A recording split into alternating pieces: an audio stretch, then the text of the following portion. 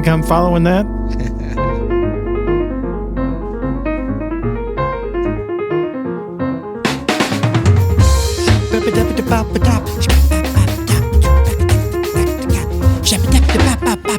I'm Adam Manis. And I'm Peter Martin. And you're listening to the You'll Hear It podcast. Music. Explore. Explore. Welcome into our exploration. Brought to you by Open Studio. Go to openstudiojazz.com. Your jazz lesson needs. And your blues lesson needs. And your blues lesson needs Peter at Open Studio Pro for October, November, December 2024. We're working on the blues. It's the fall season 24. The blues. That's the Bears. We're working on the blues. The blues. The blues. A little 1992 SNL reference. Chicago, famously a great blues town. I believe Wildman Blues was recorded there. 100%. It had blues. Everywhere Louis along, Armstrong. Up that Mississippi River. Doesn't go to Chicago. It doesn't go to Chicago, but you know what I mean. Illinois River. Yeah. It's all good. Yeah. The Illinois corridor. Chicago's a great blues town. Yeah. As is St. Louis. Yeah. As is Memphis. As is Open Studio Pro. As is this whole Open season. Studio Pro. Go to openstudiojazz.com/pro to apply today. Yeah. Peter, today we're taking some speak pipes. So we get to the first one. The first one is interesting. It's from Jason in the UK. Hey guys. Hey. I just listened to your What is Alt Jazz blog that you sent. What is alt jazz? Sent out last December. Alt jazz. I just sent you an Instagram message, but I don't know if you see those things. But I just saw this. We don't. It's this, what's it called? This speak pipe. I like it. Anyway, I'm getting in touch because I'd love to know what the name of the track is that you used to as the outro for the blog. Yeah, it's a wicked track. Love to get hold of it. I Shazammed it and some really bad electronic music came up instead. You should try it. You see what I'm talking about. I think he's talking about... Great Okay, job, first guys. of all... Thanks again. Bye. Okay, this is so... Wait, there's a lot to unpack. First of all, I love this guy's accent. Yeah. Big shout out. Energy is off the charts. And there's a lot to unpack. What's the blog? I guess he's talking about the podcast? Maybe. Okay. We've done a lot of different things too. So we might have actually made a blog. We might have. Right. For alt jazz. But I think but we didn't have the music. He might be referring to Emotion in Motion, which is the theme song of this podcast. So for those of you who don't know, this theme song... Wait, keep it going. I'm going to Shazam it too, because he said... Okay. What song is this?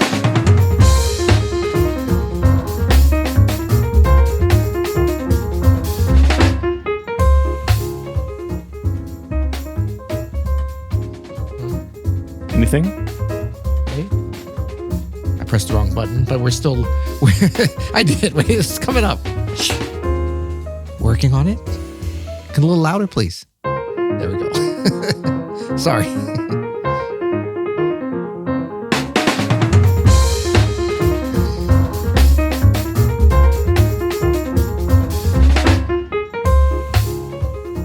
Nope, it gave up. Come on, Tim Cook. Wait, let's try it one more time. We're going to start again. Wait. Okay. What song is this? Peter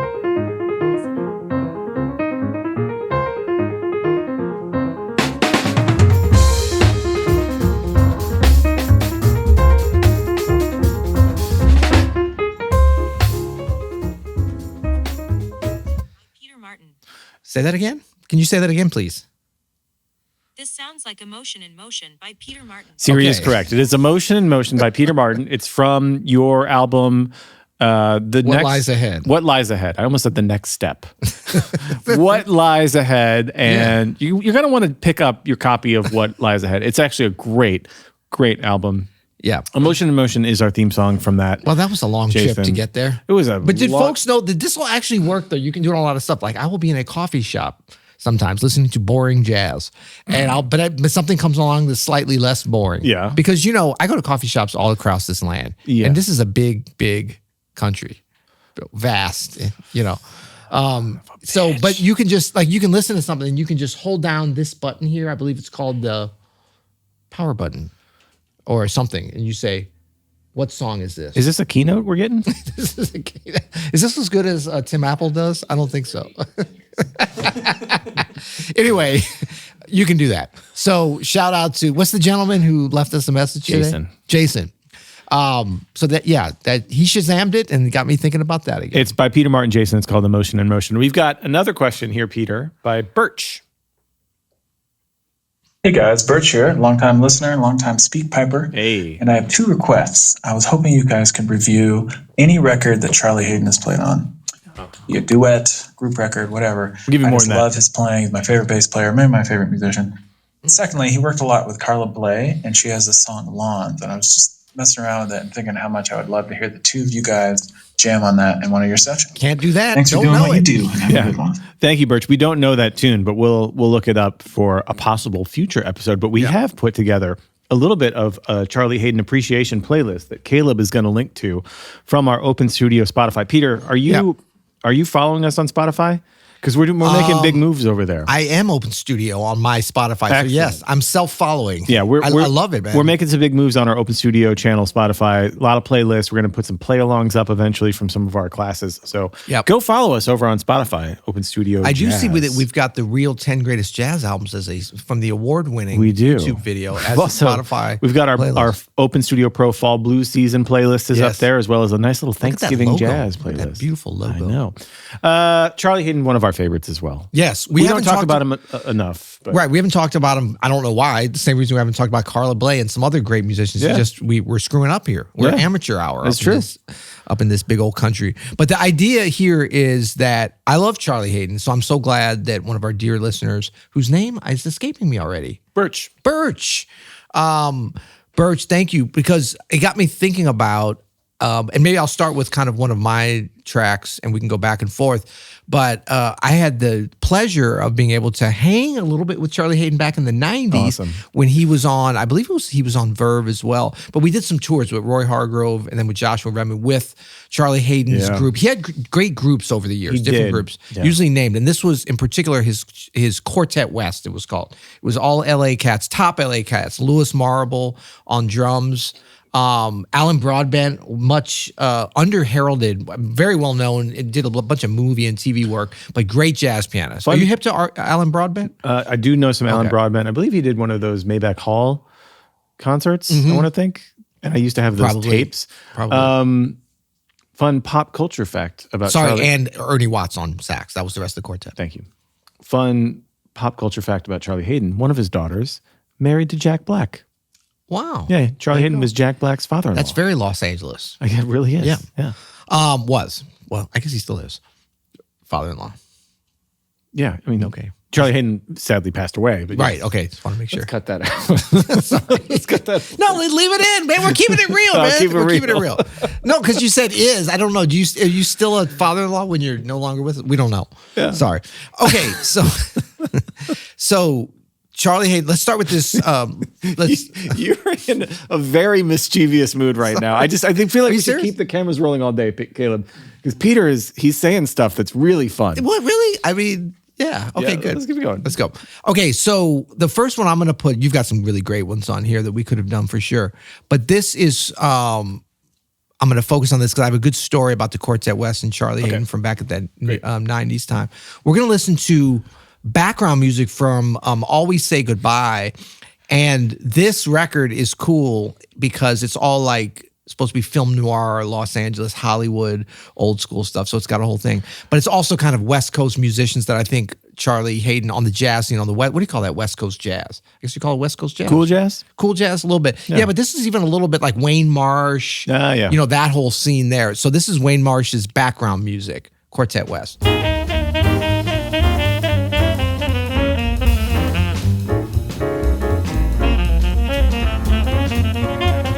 Like West Coast bebop, post bop.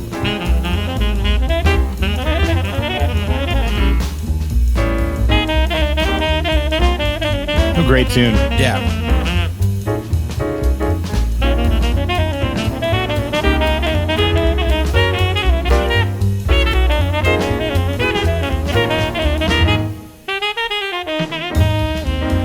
So Charlie Hayden's sound was so distinctive. This is the way he sounded live when I heard him. Well, it's the same guy. Ernie Watts, of course, famously on The Tonight Show for many years.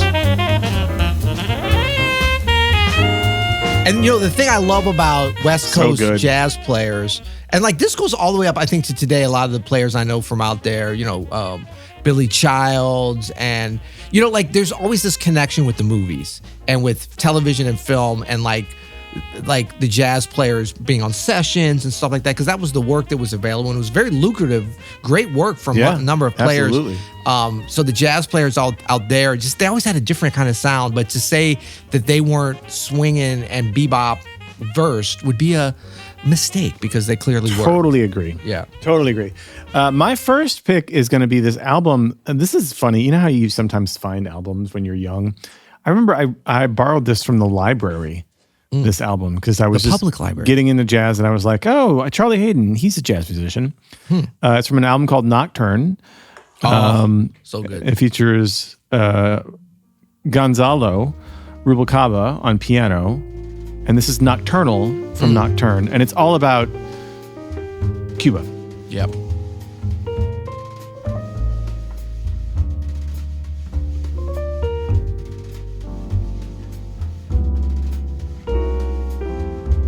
Gonzalo, maybe underrated of the century pianist, just incredible musician.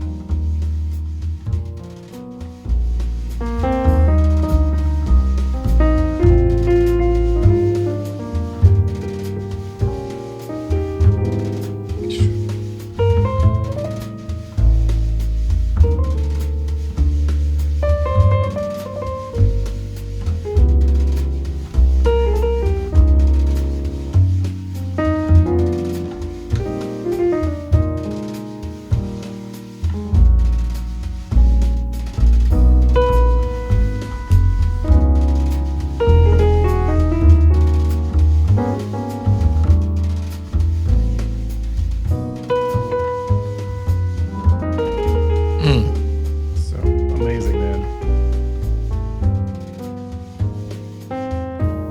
I love that Bert said that Charlie Haden is not only his favorite bass player, but maybe his favorite musician, because I think of Charlie Haden as doing all of these incredibly diverse but very musically interesting concepts throughout his entire career, into the later stages of his career, doing things like this. Yeah. You know? Yep. And doing things like the Steal Away album that I'm about to play. I just love it so much, man. And this whole album is really understated and beautiful. Gonzalo's playing some of the best piano you'd ever hear. It's a fantastic record. Yeah, the tunes are like incredibly vibey, all of them. I'm adding it back into my playlist. I used to listen to this record a bunch years ago, and it's so fun when they're kind of sleepers. They're a little under the radar, but then like smart cats that are great musicians, you hear them talking about it, and then it's like, oh yeah. Well, you've heard that vibe. Yeah. Who doesn't want to live there for a minute? Exactly. You know what I mean? And I was just looking, because I was trying to remember. I was like, was Charlie Haden from Missouri? Yeah. And I was like, no, he's from Iowa, actually. No. Shenandoah, Iowa. We claim him. I know, sure. but I was like, what was the connection? He went down and was doing, well, he had like this, he came up in this family band. Yeah. His whole family, and when he was like really young, was kind of not a protege, a prodigy. But he went, and they were on the show Ozark Jubilee. Not a protege, but a prodigy. Ozark Jubilee. Yes, he yeah, was that's on crazy. that in Springfield, Missouri. Yeah. Back when Springfield, Missouri, sorry. Yeah. Which is down there in that Arkansas. It was a radio show, Oklahoma. and then it was a TV show, wasn't Yeah. it, for a while? I think you could see some episodes on YouTube. Yeah. And they said to save money for his trip, so he wanted to go to LA because, and I was like, I know he had early LA things. He was out there. He wanted to go here to play with Hampton Hawes, or to hear him, or there was something. He turned down a scholarship to go to Oberlin and went out to LA. And like within a couple of years was playing with a lot of the Art Pepper. And of course, I think we're going to hear some of the Ornette Coleman. He was very young, like 21 years old when he appeared on that iconic record. And then I was trying to remember like his illness. He had polio as well when he was very young. He was a recovering, which kind of some of the ailments stay with you for life. I know David Sanborn went through that. And they're all kind of like, I think my dad's age. And my dad's always telling me stories about how polio was like, that was a real epidemic or pandemic or it was a big deal, So, speaking of family bands, and speaking of, we talked about Charlie Haden in the family band. We talked about his daughter, who is married to Jack Black. Yep. But his daughters are triplets. His triplet daughters, and they have a family band called the Hayden Triplets. Oh wow! Speaking of like the Ozark Jubilee thing, and nice. it's these are his daughters. They're great. Wow. Too. It's country music. Wow. That you would hear at the Ozark Jubilee. Ozark country music though. Ozark old timey music. I believe Charlie's playing on this album too. Wow. I want to think. It sounds like him. Single girl, just go and dress fine. They put out another album as well. Just go and dress fine. So those are Charlie Haden's daughters. Yeah. Triplet daughters singing a 3-part harmony. But I love that he started out in his family band and then ended up having a family band later in life too. There was another album that featured all of them, but Man, he had so many. I was just looking through his bio, like remembering so many different intersections with important musical times and peoples, and his Liberation Music Orchestra, which was still big when I was coming up, was a huge force in that. That he got a I didn't realize the Guggenheim Fellowship started on the recommendation of Leonard Bernstein. I mean, he has all these he's like the Forrest Gump of jazz bass players or something. It's pretty amazing. Pretty awesome. So maybe I'll go back to another track. I'm really focused on this Quartet West because I have such great memories. The whole band, they were so kind to us. We were kind of the young cats, and Charlie he'd come and eat with us, and like we had such a good time, and we were kind of. We were sort of wise asses too. We had so much respect for Charlie and for the whole band, but we would kind of like Charlie would kind of talk like this a little bit. Hey guys, what are you guys gonna play? Like he had this very distinctive voice. And Rodney Whitaker, I hope he won't be upset with me for speaking out of turn by divulging this, but it was all in out of love. But we used to have a thing where we'd call each other. This is back before cell phones, so we'd call on the phone and on the tour, and we'd call up because we were going to go hang out and get a drink or whatever. And I'd call him and be like, "Hey, Rodney, it's Charlie Haden. Do you want to come and hang out and talk about bass?" You know, it was the whole thing. And one time, like Charlie called Rodney about something in the hotel. He was like, "Hey, Rodney, it's Charlie." And Rodney was like, "Shut up, Peter. I know that's you." And he's like, No, it's really me, Charlie. And he's like, "Come on, man, stop messing around with me." That's so and great. Charlie's like, "What are you talking about?" That's so great. Yeah. But he was just a great soul, killing it every night. And they used to set up in a very like far away because Charlie had hearing issues. I don't know if that was related to the polio coming up, but he had to set up really far away because he couldn't hear tones, and they had these plexiglass. You know, it was a lot to go through, but the quartet sounded amazing. I still remember how they sound. So I thought I'd play one more track of theirs. This is from their actually the first record I heard of I think it was the first Quartet West record. Yeah, this is "Long Goodbye" from Haunted Heart.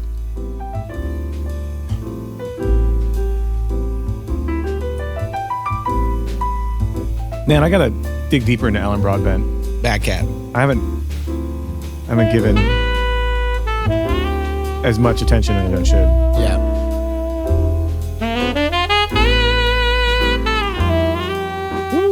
Dang. It's a really enviable career, Charlie Haden. Yeah. Just making badass music Yep. all the time.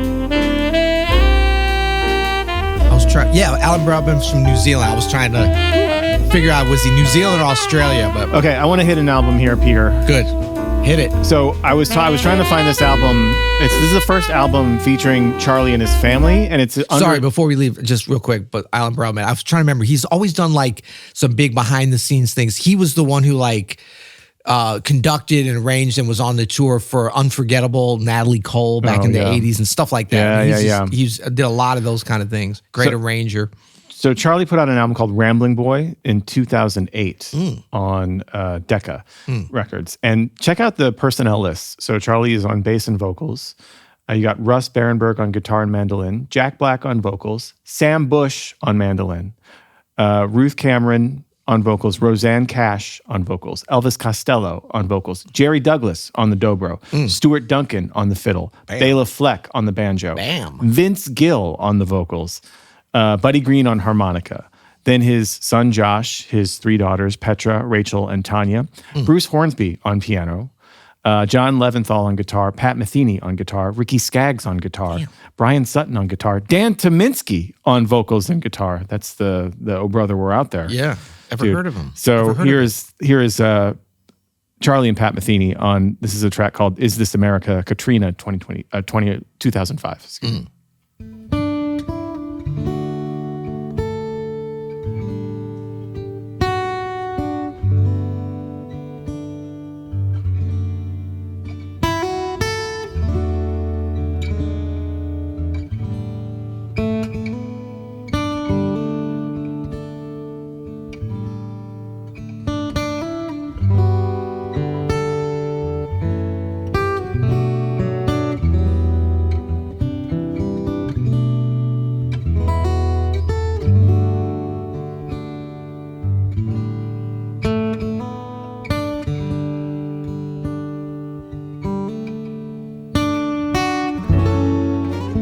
think I had this on one of my first iPods.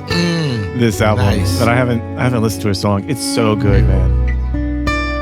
Charlie Haden was a force, man. He was a force in this music. It's basically the In a goat big rodeo, way. the goat rodeo people without Edgar Meyer, but Charlie Haden instead. Right. Yeah. Right.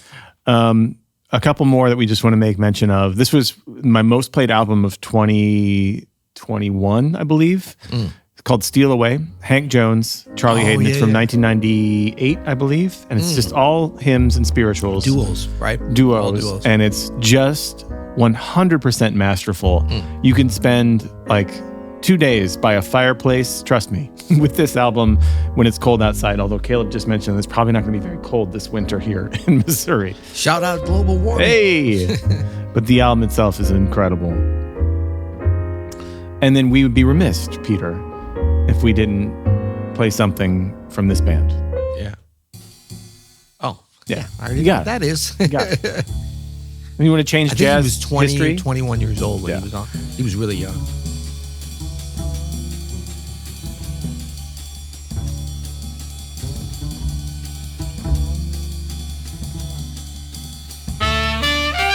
Ever heard of a top 10 jazz record? Dude. To take to a desert island? We haven't talked about Ornette enough probably on this podcast. This is one of my top 5, probably.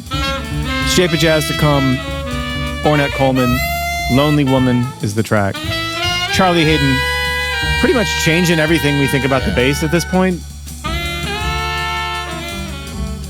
Leonard Bernstein in his F hole at a live gig, you know what I mean? Yeah.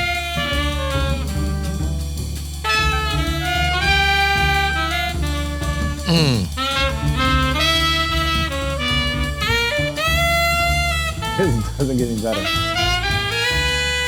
We've been talking a lot about the blues, and like we did Oscar Peterson's The Night Train. Yep. Shape of Jazz to Come is, I think, underrated as a blues record. Absolutely. In the genre of jazz. Yeah, Like, deeply blues infused. Yeah. I think it gets overlooked blues infused because it's considered outside or whatever. Yeah. But it's Oh, they make it so out, man. no. Ornette's playing the blues there. I mean, Yeah. it's incredible. Yeah, and I mean that record to me jumps into the iconic desert island sphere because like do you see our my reaction and just your like once it comes on, Yeah. it's not that there weren't other great Ornette and really other great like with those musicians, but when like everything comes together and the history, the fables, the nostalgia, not the nostalgia, just the iconography of the record. I don't know what that means, but it feels right, you know.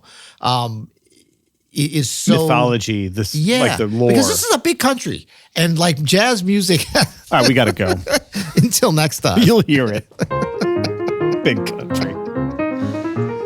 America is geographically larger large than country. many people might think. No, everybody knows that. It's big and everyone knows it. That's part of our thing.